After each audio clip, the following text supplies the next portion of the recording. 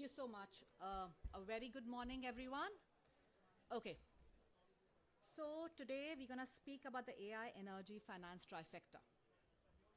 So the future of AI will not be written in code alone. It will be written in power plants, in power grids, and in capital markets.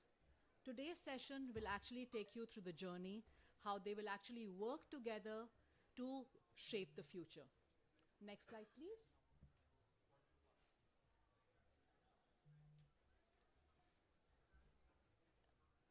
Next slide. Give me a second. This is not moving. Sorry, just give us a second. Okay, let it be. I'll manage without that. That's okay. A previous slide, please. Perfect. So the fundamental truth is no AI without energy. AI is driving unprecedented consumption loads. A conventional data center consumes around 10 to 25 megawatts, but an AI hyperscale data center consumption can actually power up to 100,000 households. It also requires massive planning, infrastructure updates out, and the typical utility planning doesn't happen anymore. You have to think ahead how much of the electricity will be there, and I'll focus on how localized it is in the coming slides, and you'll see the difference. Having said that, AI can also have a transformational impact on energy. There are studies which have been done which say that if you can unlock the efficiencies that AI can deliver for energy and in other sectors, your emissions can actually be neutralized what comes from data centers by 2035. This is an estimation done by IEA. So what you can see, which I was showing from the previous slide, is that the AI is transformational for energy and it cannot be done without energy. So there's a very deep relationship between the two.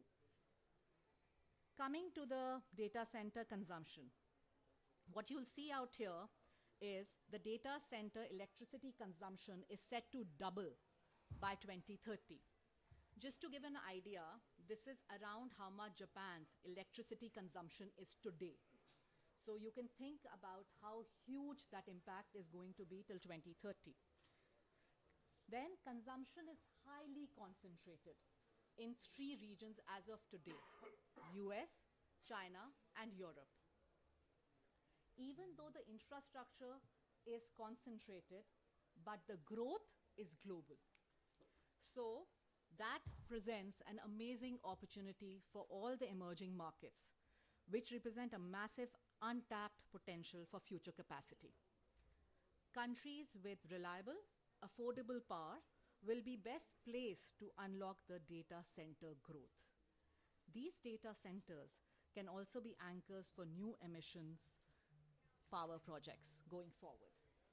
Please go to the next slide. So how can AI be the solution? AI, if you really look at this, if you give the right data, and we'll discuss data in a bit, but if the grid data is there, the AI can actually help in balancing grids that are becoming more complex, decentralized, and digitized. It can improve forecasting and integration of renewable energy, which will reduce curtailments and emissions. It can also help in fault detection by pinpointing the issue where it lies, the intensity of the issues, and a study shows the impact can actually reduce the outage duration by 30 to 50% if AI is used for that. And obviously, it can help us optimize our infrastructure. How much infrastructure has to be added? Is it being used efficiently? Are we making the best use of our resources? That all AI can deliver. Next slide, please. Having said that, even though it offers a transformational impact on the power sector, it is not being utilized to its fullest right now, and we have a long way to go. So what are these barriers which come in our way? The first, data access. Access to data, because companies may not necessarily share data. It may be because of competitive reasons, it may be because of confidential reasons. Secondly, we all know the problem that we have with quality of data. You know, it may not be complete. There might be a, you know, you might even say accurate and the coverage. So data, also the quality is there. But the extent of digitization also varies from country to country, region to region, and sector to sector. So as you can see, there are a number of problems. And one of the main things which will be is the skills and trainings. So the person who's using AI in energy will have to be equipped to analyze data, run models, but also understand the energy infrastructure. These are specialized skill sets which will be required more and more. And lastly, the regulatory barriers. As we go forward, we can see the regulations opening up. We're seeing it in a number of countries. But wherever data is there for a security reason or safety reason, those regulations will always remain stringent. So we may not be able to use it there. Next slide, please. Now, I was said in the first slide that I'll talk about where the location of these data centers, right? So we discussed almost 85% demands comes from US, China, and Europe. Historically, not only do they come in these countries, but even in these countries, these data centers are lumped together. They are very closely built. So historically, data centers are highly concentration in spatial terms, posing significant challenge to local grids. There are 6 states in the US where data centers actually consume 10% of the total supply, with Virginia leading at 25% of the state electricity. That all goes to data centers. So you can see the impact. Electricity grids are also under major strain right now. Estimates show that unless these risks of electricity grids is addressed, at least 20% of the data center which are under construction right now will face a delay. Another problem which is there is the lead time gap. The transmission infrastructure takes around 3 times more time to get in place than the data center. So if you build in a hurry, you might have overstock, but if you're delayed, you'll have stranded assets. So, you know, there is a very tight balance which has to be taken care of when you start building infrastructure for data center alone. Next slide, please. Okay, so again, these are all studies. Estimates show that if data centers increase at the way they are, they will contribute around 3% of the power sector emissions by 2030. Now, all technological companies and data center operators want to grow, but in a sustainable fashion. And there are a number of things that they're doing to make it happen in that way. The first, what we have right here, is about the PPAs. If you say there are 68 gigawatts of clean energy PPAs which were signed in 2024, out of which 26% is with data centers. So as you can already see that with the growth is for clean energy. They are cognizant of the fact and they're taking that into account. Next slide, please.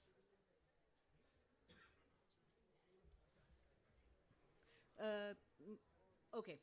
Another alternative that companies are considering is co-locating the data center with the generation assets. So you can see a few examples where this has been tried out. There are a number of strategic benefits for something like that. There are no interconnection delays, relief from grid congestion, energy security, but it does add to the capital cost and operational complexity, because the people who run data centers are actually not, the power generators.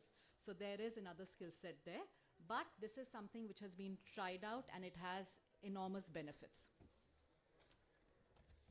Next slide, please. Okay, So we see that, and you would have read it also in the papers, when it comes to peak hours, there's stress in the system. Now, this may not last for long. It would be only 3 to 5 hours, but data centers need to take care of that. And there are a number of ways that they're trying to address it. One is on-site batteries, which give them the relevant flexibility given the short duration of stress assets. Cooling accounts for 10 to 30% of the data center's load. This, if you pair it with thermal storage, can be another answer where you shift to off-peak times. Also, workloads can be shifted. What is known as virtualization, they've started scheduling on grid conditions, prioritizing times, and also co-locating with lower congestion periods. So this is a playbook that they have for adding flexibility. Next slide, please. Okay, now coming to the third aspect, which is the financing.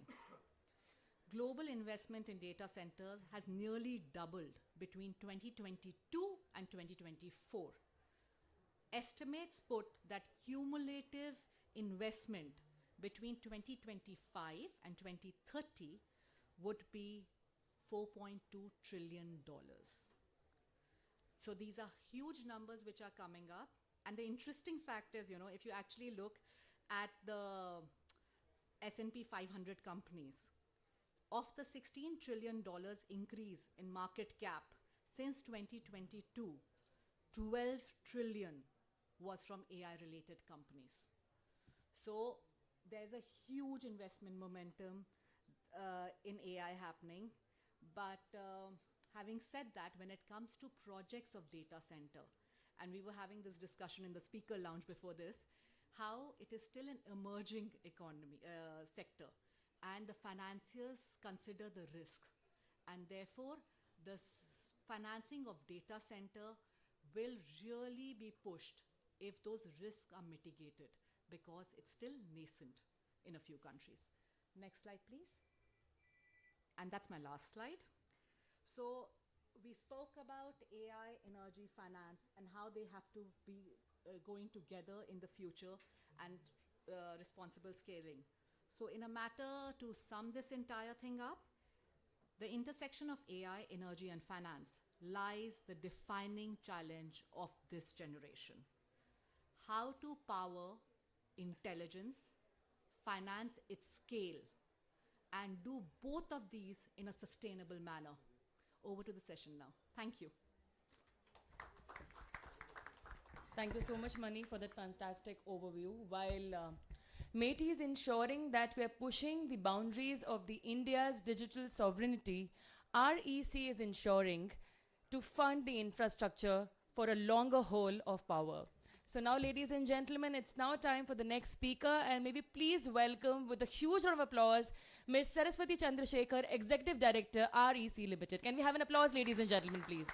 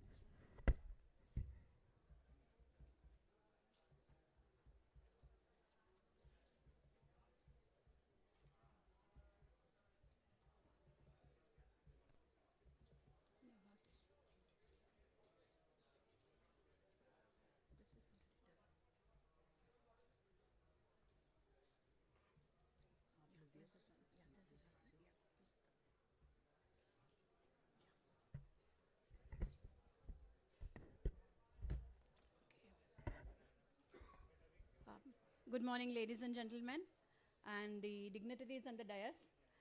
It's a privilege to talk about my company, REC, over here. First of all, what is it that we are doing? Why we are here? First of all, thanks, Mani, for that excellent introduction regarding the world scenario. Now, how it is happening in India, first we'll understand about that. Current status, India stands at 1.7 gigawatt, and in the next, up to 2030, the projection is somewhere around 8 gigawatt. And What are the key drivers? We have AI and cloud, 5G, data localization, and all those things are happening. How India is pushing the AI revolution. Infrastructure status has been given for the AI data centers. So in that case, getting a finance, it is going to be easy for them. Next is, there is a draft national policy, data center policy, which has been given. So that gives a 20-year tax holiday and permanent establishment status. There is an India AI mission, which aims to build the GPU clusters, Meghraj, our own cloud. And then state incentives, states are not leaving behind. They are also proposing so many incentives for the AI revolution. Uttar Pradesh, Tamil Nadu, Maharashtra, they have proposed so many incentives. Now, where REC comes over here? See, REC is not only, REC is in the total value chain. REC is funding the power generation, RE generation, and now we are going into the data centers also. So what is REC? I will just give a brief introduction about our company. It's a public sector enterprise, CPSU under Ministry of Power. It's a Maharatna company. We were established in 1969. Whenever the government wanted growth, REC was there. Initially, it was pump set electrification. There was a lot of requirement for the pump sets. At that time, REC was there. We started with a mission of pump set energization. Subsequently, in 1998, we registered as an NBFC, and it's a long journey. 2008, we have conferred with Navaratna status. 2010, we became an IFC, infrastructure funding company. And 2022, we have been given a Maharatna status, and we are an NBFC. We are forayed into the infrastructure sector also. So how REC, what all the various verticals? REC is financing generation, all types of generation, hydro, solar, wind, energy storage, hybrid, e-mobility, green hydrogen, and everything. REC is financing all the verticals here. And where, as I told earlier, wherever the government expected growth, REC was there. We are a preferred partner for all the government programs. See, energy is the backbone of any country. Once the energy consumption increases, the GDP of the country also improves, and thereby our growth increases. So wherever the energy has to be pushed, we are under Ministry of Power, and for all the Ministry of Power's government programs, we have been the nodal agency. For Rajiv Gandhi Gramin Vidyutikaran Yojana, Deen Dayal Gram Jyoti Yojana, RDSS scheme now, and Pradhan Mantri Sahaj Bijli Ghar Yojana Saubhagya, and now latest, last but not the least, now India Energy Stack. So REC is well into India Energy Stack. Now you see, for PM Suryagar Muft Bijli Yojana also, REC is the nodal agency. So that is where REC stands. So I will say REC is closely associated with energy and also growth. Now, how REC is going to help in this particular, or REC is going to participate in this particular AI? So, see, normally in India Energy Stack, REC is the knowledge partner and doing the work. And similarly, and we would like to be the preferred finance partner for the AI sector also. As she rightly said, as Ms. Mani rightly said, there are lots of challenges. But then when a panel like this sits here, they will definitely find out some good solutions for accelerating this. So now, how we are going to go about it? See, as I told you, we are funding the whole value chain. We are financing the generation projects. A lot of power requirement is there, and a lot of green power requirement is also there. So REC has already funded around 64 gigawatt of renewable energy projects, and REC has funded almost 120 gigawatt of thermal projects. So you can see the scale in which REC can fund these projects. And not only generation, now REC has always financed transmission and distribution projects also. So as Ms. Mani said, how the lines, we have to plan the lines, transmission lines, the distribution lines, come into that particular place in well in time. So REC is into all these sectors, so it becomes easy for us to coordinate and then make it possible.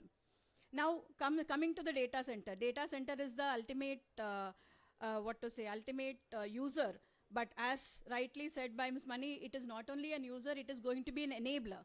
Because once using AI, we'll be able to this thing, our grid also. We'll be able to do that also. Now, coming into the financing aspect of it. You can ask, you have normally experience of generation and distribution. Generally, you are into power sector. Where is the sector expertise in infrastructure financing? See, we started in infrastructure financing in the year 2022. And we have been, for the past 3 years, we have been funding infrastructure projects. And you will be definitely happy to note that almost 10% of our loan book is in infrastructure.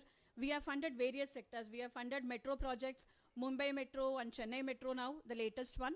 We have funded airports, we have funded ports, we have funded highways, and now we are going into the digital highway, that is the AI data center. What is the benefit? Benefit is we are funding the entire value chain, as I have already told you. We have a core competency. We are financing all the power infrastructure projects wherein we know the intricacies. Ms. Mani showed a slide that 64 gigawatt, how the PPAs have been signed. 26% is towards data center. So when we do a project appraisal, we see all these aspects. So we see that the factors which are going to help execute the project in time are there or not. That we definitely see. And we are a Maharatna. So, and a loan book of 5.82 lakh crores as on 31st December. So this is not a small one. So we have deep pockets. We'll be able to finance many of the projects, many of the data centers. And as an infrastructure status has already been given, it is easy for us to do this. And now, what is it that will push the customer to us, or the customer will be happy to do with us?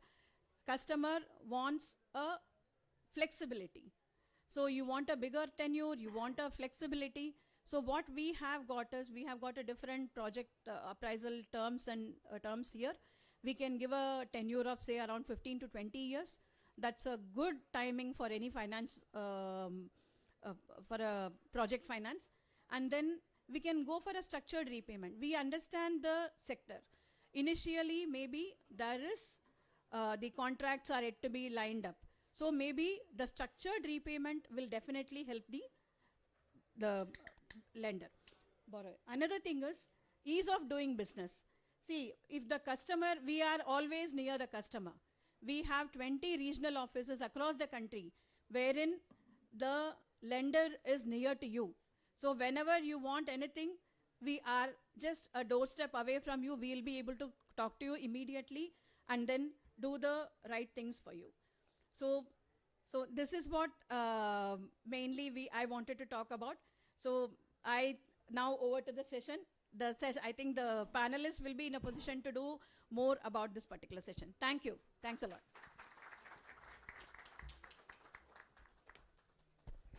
Thank you so much, Ms. Saraswati, for that insightful address.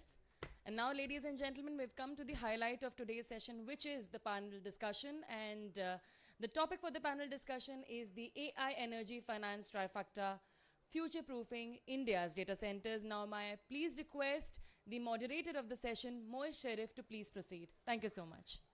Thank you so much. Thank you for the speakers for the very enlightening introductions.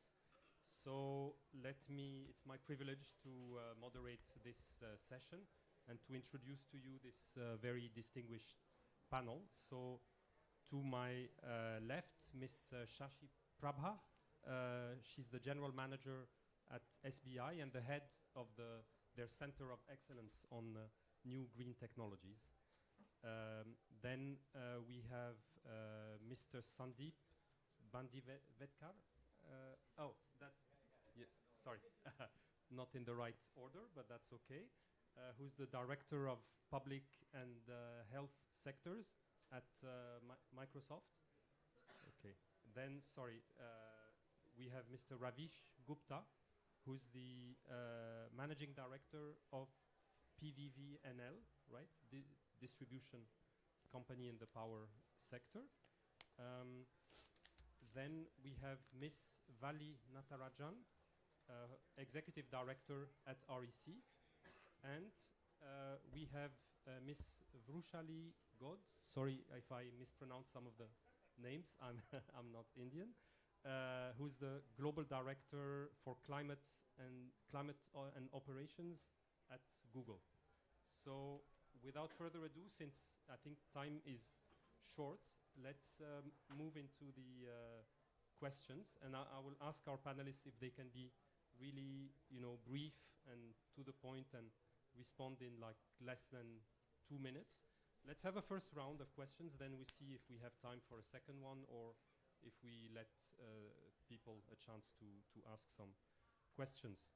So first question for Google, and this is regarding the operationalization of clean energy at scale. I mean, as we have heard earlier, really it's of the essence to have sufficient energy for these data centers that require massive amounts of it, and this energy has to be green, right? And one figure I saw as I was preparing is 60 to 70% of the cost of a data center actually comes from energy. So the large hyperscale operators are now moving beyond having like annual renewable matching towards real-time and location-specific clean energy. So from your experience at Google, what operational and grid-level constraints, limit the scaling of such models in fast-growing markets like India, and what policy and regulatory interventions would be required to remove these obstacles? Thank you. First of all, thank you for inviting me over, and thank you for everybody who's patiently listening and standing. I appreciate all your patience. We'll try to make it worthwhile as we speak. So from a Google's perspective, you saw all the stats there, and so data centers, AI, and hyperscalers are at the leading edge of some of the transition we are seeing. And I think we look at it as both a privilege and an opportunity of how we can do it in the right way. And so you mentioned a couple good things. I think one is you need clean energy at scale. So why clean energy? Because we know it's faster. We know renewables are actually faster to deliver than in countries like India. They're almost at cost parity in certain places. And it's also in a way sustainable that can operate at a longer, across a 24/7 cycle if you do it right.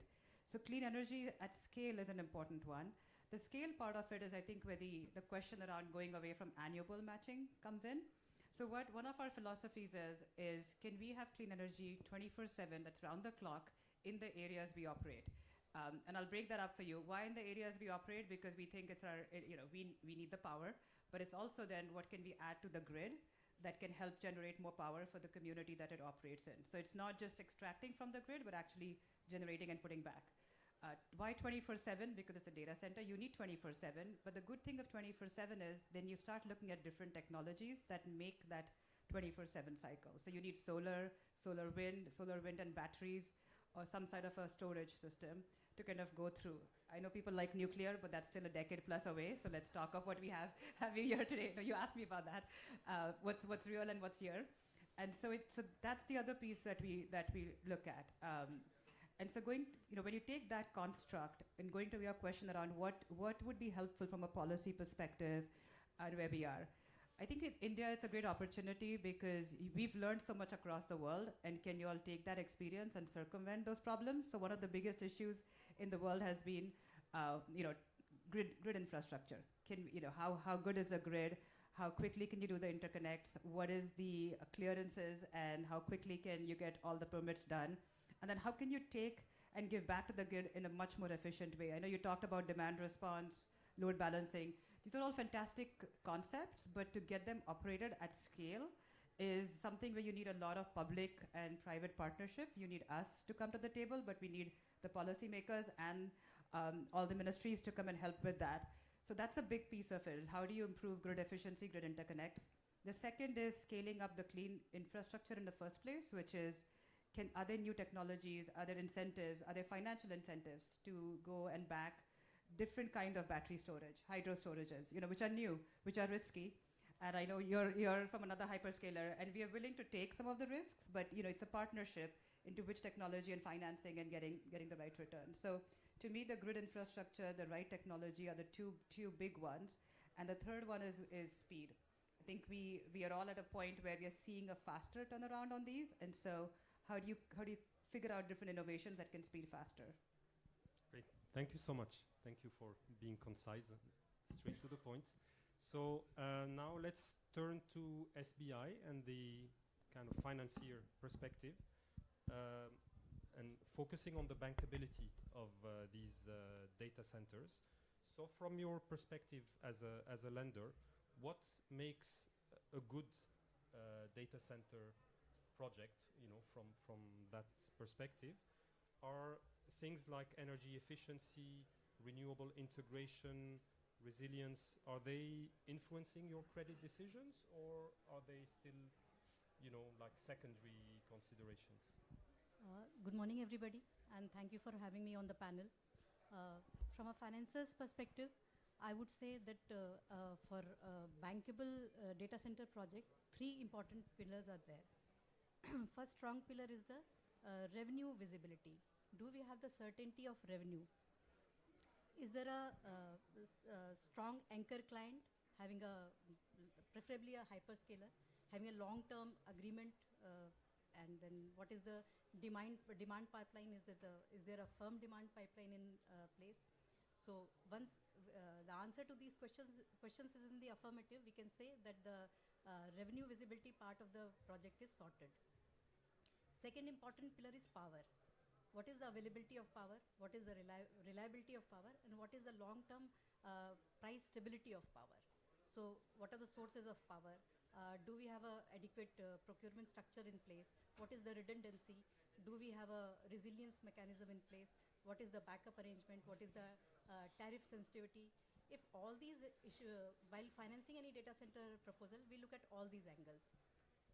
So if these are reasonably satisfied, we would say this is bankable on this front also, on the power front also. Third and last front is regulatory and execution risk. Are they adequately mitigated?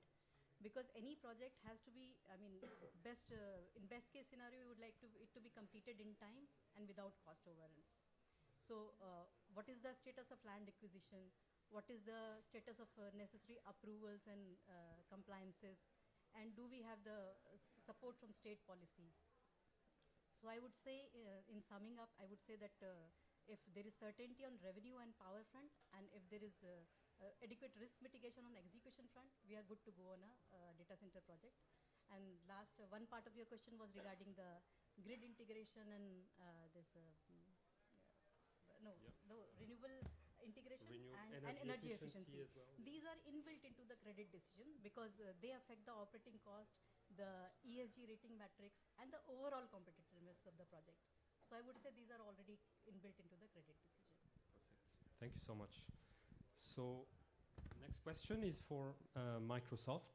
So, sir, in your experience regarding standards and interoperability and so on, now that AI is becoming increasingly embedded in energy-intensive digital infrastructure, what role do you see for that the government and the regulators should play in setting the right standards for transparency, interoperability, and accountability, so that these data centers support the national energy and climate goals?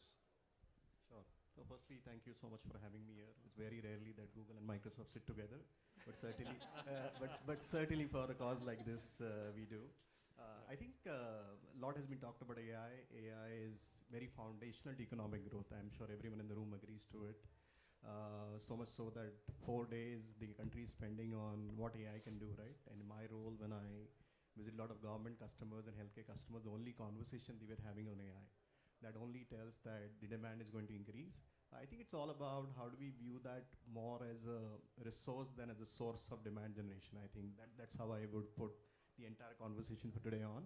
But I think just answering to that question, probably, of course, we have our own ways in terms of both Google and Microsoft. We have our own climate officers. We have our own policies in terms of managing how our data center operates, in terms of, you know, making sure the water consumption is less, making sure there is a clean energy, carbon-free electricity, and all of that. But I think what we expect from the government is probably have a clear set of frameworks and policies, making sure where they're able to balance both the growth part as well as the climate part, right?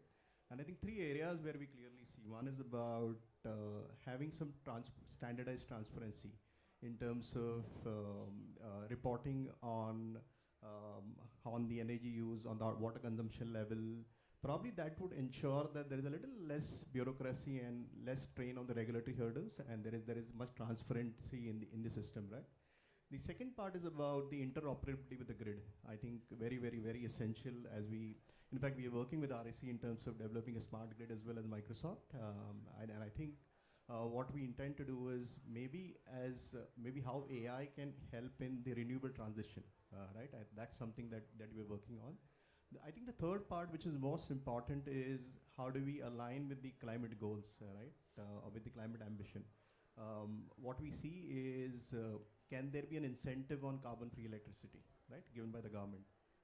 Can then be incentive on clean energy? I think that's something that probably we would request maybe the governments to come out with a policy which is as clear and as transparent.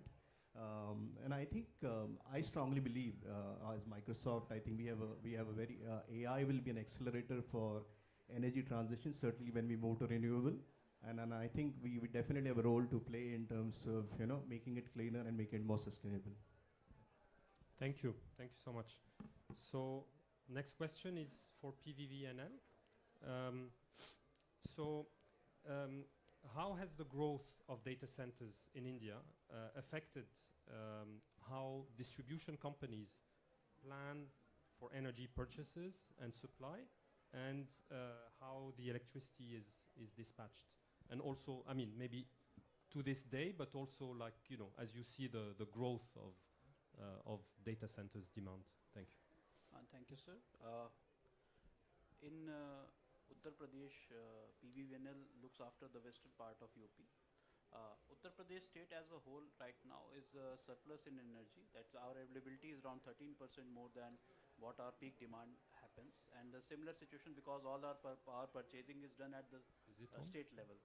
The main issue is of the grid infrastructure to carry that power to the consumer where it's needed. So right now the growth area in Uttar Pradesh is concentrated around Noida. So we have taken tentative steps, of course, in partnership with REC, who are financing this. We are modernizing the Noida power distribution system. We are going for N-1 redundancy system there. Around 19 new substations are being created. We are going for ring main systems at the level of our substations and 11 kV feeders. So we are planning, like it should be completed in the next 2 years, and around our infrastructure would be so that the actual load is around 67% of what the infrastructure is able to carry. So we have the wherewithal to manage any outage, and it will be operated through SCADA. The other part is that how the electricity is dispatched, though currently we follow a very primitive system. We do a day after planning, and then in case the load at some place exceeds that, we go for load shedding. But in this India Energy Stack process, we are starting a P2P system. It's a very small system right now, but the prosumers and consumers at a very minute level, they are also now starting to trade energy, and that is enabled by AI. People can plan a week ahead and with guardrails that how much the demand should not exceed and how much the price should not exceed. And within that, the AI is planning both the purchase and as well as the sale. And it's doing it in the real time. And right now we have restricted it to day after, but the potential is there to go into the real time. So I see a potential that within 3-4 years, that system would be robust enough to take care of large say solar farms and large data centers. They can plan it together. But finally, the DISCOM is always will always need to be there to provide a safety net when this green energy system comes up inadequate at a point. So we are planning for that. In our UP data center policy. It's a state policy. The first 8 data centers which would be built under that, they have a mandate for a total double grid system. One of it will be financed by the organization which is building the data center, but the second would be totally financed by the Uttar Pradesh government. So that is in the data center policy that we are planning for a dual grid system, and by then we'll be able to see how it pans out, what is the actual growth, and then we can plan accordingly. Thank you. Thank you very much. So the last question is for REC. So now, I mean, we heard earlier from SBI regarding, how they evaluate data center lending operations. So how about the green energy solutions for data centers? What are the features of a robust, bankable project? And then if you can maybe get a little bit into the how you see the risks for such projects in terms of reliability, offtake, and so on, and how developers can mitigate those. Thank you. Thank you so much, and good morning to all. As far as the lender is concerned, now presently there is no mandate for the data centers. Now we are only at 1.7 gigawatts. There is no specific mandate from the government that it should be fully energized with only green energy and all that. So they take supply from the discoms also, which is a mixture of green and not green. But time is not far away, because government regulations may also change, because it's going to be, our aim is to build a sustainable data center. Sustainable has to cover the supply from green, and the corporates themselves who are building the data centers, who are going to be upscalers, hyperscalers, and they have their self-proclaimed objective also, that it should be a sustainable data center. So definitely the procurement is going to be 100% from green. So looking at that aspect, now REC has been funding a lot of green energy projects, but they have all so far been the off-takers or discoms. Now this is going to be unique. Now we are going to get green projects which are going to come packed with the data center supply. So in that case, we can't assess only the green energy. We need to look at the off-taker also, who is going to be the data center. So the fundamentals of revenue visibility, which SBI mentioned, that's not going to change for any lender. That is the bottom line, the revenue visibility. So more than, because renewable technology is very, very stable, it is developed, it's evolved, and we do not have any constraints in funding any renewable project. We have understood the technology. The thing is that when we look at the revenue certainty, then again we have to assess the data center also. It has to go hand in hand. And secondly, how is the data center going to procure? Is it going to procure entirely from this plant which is going to come up? Or is it going to be a group of data centers which are going to come up with a plant which is going to fund them all together? And how strong those entities are is going to matter when I'm going to fund the renewable energy project for that data center. Because ultimately they are going to be paying for that. In case the payment terms define that even if the reliability falls slightly below whatever is the 99.99 say, and even then they have an alternate N-1 criteria for taking an alternate power source, then I'm safe. So in this case, as a lender, when I look at this thing, I would like to have a project which has a very firm PPA and a very firm revenue payment from the data centers, so that my project is safe and I get the revenues. Number two is the distance. Like when a data center is going to source its power from a plant which is located somewhere far off. Now the green open access regulations are in place, so data centers can go for 100% procurement through these regulations in India. But again, the problem of grid infrastructure, basically transmission infrastructure is going to be my cropper. I have to accept this fact, because data centers and the green renewable generations, they can come up within 2 years. But my transmission infrastructure should not be delayed. So when a project comes to me, I would be looking at a project which would be ready with the transmission requirements, bare requirements, transmission open access approvals, and what is there, it should not be a very far away from the data center consumption. I would ideally like it to be co-located, which is very, very ideal, which may not be possible, but with having a very lesser transmission line setup. So that would be a very safe project for me. And state regulations are very, very, policy certainty is very, very important, because each of the states have their own policy changes. Suddenly open access rules changes, suddenly bankable provisions changes, banking of energy and their payments changes, TOD changes, because your data centers are coming up to peak in the evenings when the normal peak occurs. So they should be having a reliable power. So all these policy certainties, the transmission certainties for the renewable energy project is what I would be looking at, and I would also be assessing. So finally, as a lender, I'd be very happy to have a group captive sort of setup. When a data center person and a renewable generation person, they come together, because data centers, apart from the bigger hyperscalers, they are going to be even the smaller ones. So they can get together and have a group captive, and that would be a very, very safe bet as far as the lender is concerned, and which would be very easy for us to Thank you. structure our finance products. Thank you so much. Thank you so much. Very comprehensive response. So, since we're running out of time, we can take, yes, maybe 2 questions from the room. So if you can introduce yourself, ask very short question, and maybe who you're addressing it to. As we are talking about AI, energy and finance, so can we think of building AI models that are common for power sector? Because if we do that in separate data centers, obviously that will take energy and that. And because we have a huge data set in India, our models will be world class. So these models can even be used otherwhere also. Our data remains here, safe and secure.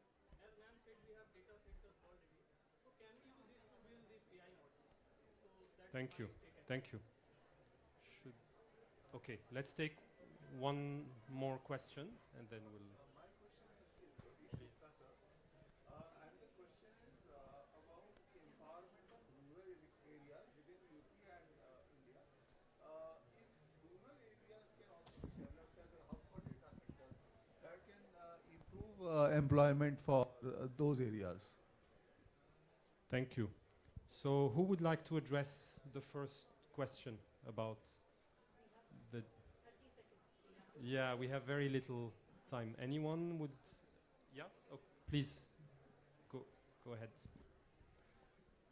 No, I think firstly, thank you for both the questions. And probably anyone on the panel can answer the both. But I think in terms of models, one that, as I mentioned, we work very closely as Microsoft and even with the other hyperscalers with the government to make sure the models developed here are very much local, right? And gone are the days where we could just do a horizontal pitch saying that buy our cloud or buy our AI model and we are done with it, right? In fact, so much so that we have our own foundry where we have 11,000 models in terms of depending on the industry, depending on the use case, you could just pick it up, right? Definitely, we are in touch with various power. I manage power customers also as part of my portfolio. In terms of coming up with our own models, which is very specific to power sector, right? And both Google as well as Microsoft and in fact all the large hyperscalers, as part of our policy, we are very much local here, right? Which means, to your point in terms of data residing in India, it is very much residing in India. I mean, without that core promise, I don't think we'll be able to operate, right? So very much it's about making it for local here, right? And definitely we work very closely with, but yeah, certainly that's in plan, right? As I mentioned Thank you. working with RSC to develop a smart grid, yeah. Thank Okay. you so much. Thank you Sorry. so much, ladies and gentlemen. Maybe a Okay, sorry, 10-second response. Yeah, 15 seconds. The areas where data centers would come are largely shaped by the market forces, but the government is having policies which can nudge them. If you go through the Uttar Pradesh data center policy, there are huge incentives for going to Purvanchal region and Dakshinanchal region. And again, there is the provision for half of the grid being constructed by government subsidy. So government is planning, in case it's a totally greenfield area, the half of the grid subsidy will be given by the government. So government is nudging there, but finally the market forces will prevail. So let's see, we are as looking forward to it as you are. Thank you. Thank you so much, sir. Thank you so much. So this was the Powerhouse panel and a great discussion on the AI, energy, finance trifecta. And I would request the meaty officials now to please present our esteemed panel with a memento. Can we have an applause, please, ladies and gentlemen? I hope you've had great